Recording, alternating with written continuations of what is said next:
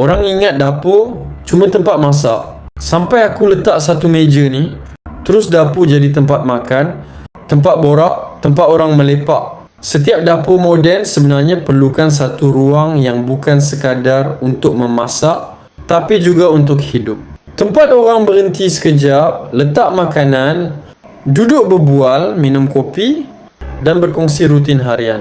Bila Kitchen Island 3 rak ni masuk dalam dapur aku, perkara paling ketara yang aku rasa bukan meja baru, tapi rasa seolah-olah aku baru tambah satu meja makan moden di dapur. Cara orang guna dia memang sama macam meja makan. Pagi hari, inilah tempat pertama orang rumah singgah. Ada yang letak cawan kopi, ada yang susun roti, ada yang duduk sekejap sambil tengok phone.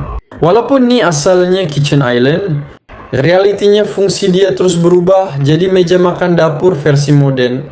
Lebih dekat dengan dapur, lebih praktikal dan lebih hidup.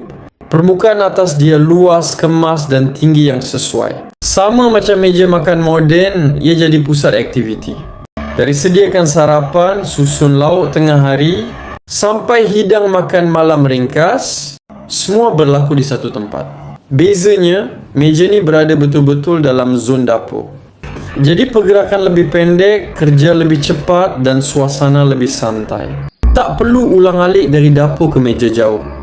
Semua orang automatik berkumpul di sini, sama seperti mereka berkumpul di meja makan. Bila waktu makan, Kitchen Island ni betul-betul memainkan peranan meja makan moden.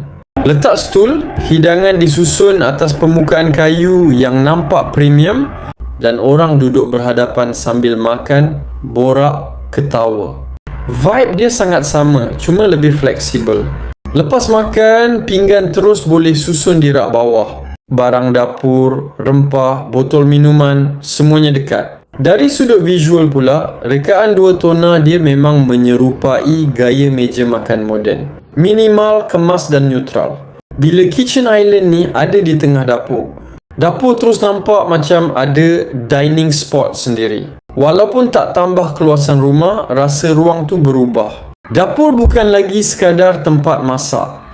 Ia jadi tempat duduk, tempat makan, tempat sembang dan tempat orang melepak sekejap. Paling aku suka, Kitchen Island ni bagi fungsi meja makan tanpa perlu renovate. Tak perlu pecah kabinet, tak perlu tukar susun atur dapur. Hanya tambah satu perabot ni, tapi kesan dia macam tambah satu zon baru dalam rumah. Untuk orang yang rumah tak besar atau yang memang tak ada ruang khas untuk meja makan di dapur, inilah alternatif paling dekat dengan konsep meja makan moden, ringkas, kemas dan praktikal. Bila dapur ada meja makan moden sendiri, suasana rumah pun berubah. Orang lebih lama duduk di dapur. Masak jadi lebih santai. Makan jadi lebih dekat. Borak pun jadi lebih kerap. Semua itu bermula dari satu perabot yang betul. Kalau kau nak dapur kau rasa lebih hidup, lebih moden dan ada fungsi meja makan tanpa ubah struktur rumah, Kitchen Island ni memang antara pilihan paling logik. Segera check out sekarang Kitchen Island ini sebelum stok habis.